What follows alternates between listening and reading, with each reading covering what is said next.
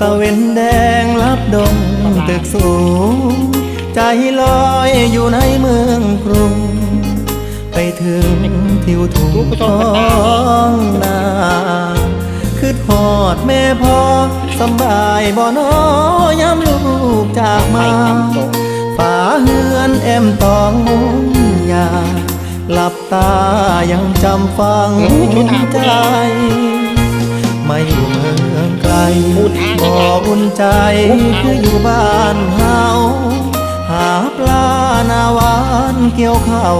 ของขึ้นเหล่าลาบผงต้มไก่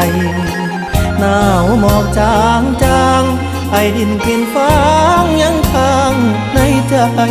หอมเอ่ยหอมกลิ่นเข้ามาน้ำตาสิไหลย้ำคือทอดบาน